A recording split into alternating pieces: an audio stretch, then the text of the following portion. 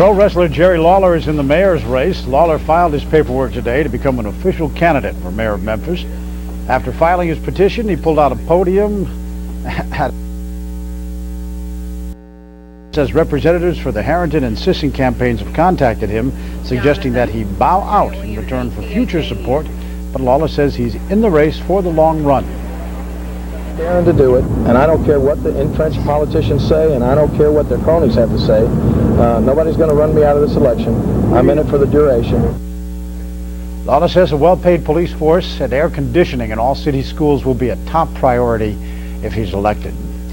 Mix in an incumbent, a familiar name, a sports celebrity, and quite a few unknowns, and you've got the roster that's shaping up for the mayoral election. Political analysts are expecting it to be quite a show. Fox 13's Lori Davison has more on the candidates as they get off to a running start. Yeah. He hasn't run for office in 20 years, but now Tom Brown has decided he wants to be Memphis's next mayor. Only one or two people have told me don't do it because you don't stand a ghost of a chance. He joins a growing list of 14 people who have filed petitions to run. Election workers say it could be a record. And the more complicated the scenario becomes.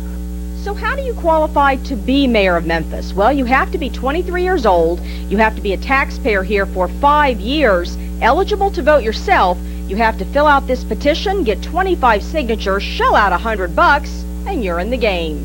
It's going to be a really, really tough campaign. Good afternoon, Mayor Harrington's office. Some political researchers say they see an incumbent in trouble. They say surveys indicate while people feel Mayor Harrington has done a good job overall, they're disappointed with his performance in certain areas, and that makes him vulnerable. Depending on who pulls out between now and the 22nd will determine whether the mayor is going to have an easy time to coast to victory or a very hard time just to hold on to his seat. He says right now it's a three-tier race. Joe Ford and the mayor are up front. Then Lawler, Sisson, and McCormick are the second tier, and then there's everyone else. Brown realizes he's lumped into that last group. Got a lot of shoe leather to go through, that's for sure. And judging by this list, shoe stores are going to be mighty busy. With photojournalist Bud Nelson, Lori Davison, Fox 13 News.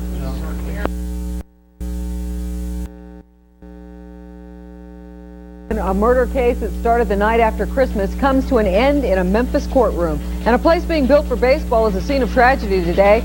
400 tons of steel came crashing down.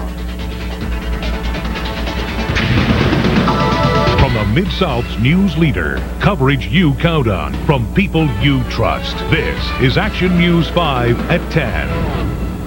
For the past 2 days, an emotional murder trial has taken place, but less than an hour ago, jurors determined the fate of this professional wrestler walked into the Election Commission downtown this afternoon, forked over $100 cash, and became a candidate for Memphis mayor. Action News 5's Jeff Abel's live at City Hall tonight with the latest. Jeff? Well, in the past few decades, we've seen attorneys, educators, politicians occupy the top office here at City Hall, but never have we seen a professional wrestler. I'm officially in the race. It took only minutes for Jerry Lawler to become candidate Lawler. He hit the campaign trail with a promise. That I will see that the city schools are air conditioned if it means taking the air conditioning out of City Hall. Seconds after Lawler announced his mayoral intentions, the news hit the nation. NBC fed the story to its affiliates nationwide, showing this professional wrestler in a way fans have never seen him before. I don't think it hurts the image of Memphis a bit. Public relations expert Bill Brody says Lawler's entry may actually help the city's image. Just look at Minnesota, where this former wrestler was on Tuesday handing Lawler advice. The only advice I would give Mr. Lawler is be honest, be truthful, and talk to the people. Don't be condescending. Talk to the people for what they are, each and every one of them a voter. In his first speech, Lawler seems to be listening. About the fact that for the next 2.5 months, I plan to spend that time getting my message across to the people of Memphis that their vote and that their voice still matters. Experts say voters may now take Lawler more seriously thanks to Jesse Ventura. And Ventura has acquitted himself rather well in the public eye. I don't think he's done anything since he has taken office that would cause anyone to say, well, what can you expect of an ex-wrestler? For now, he's off and running, and experts are taking notes. At worst, it will be great entertainment. Well, there are now 14 candidates in this race. The filing deadline is tomorrow at the strike of noon. Live at City Hall, Jeff Abel, Action News 5.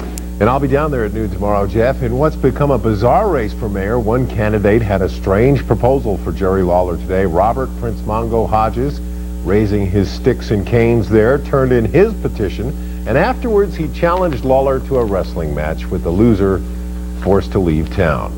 And on the same day Lawler turned in his petition, as Jeff said, another wrestler turned politician made an important announcement. Minnesota Governor Jesse Ventura is getting back in the ring. We'll have more on that story a bit later in the newscast.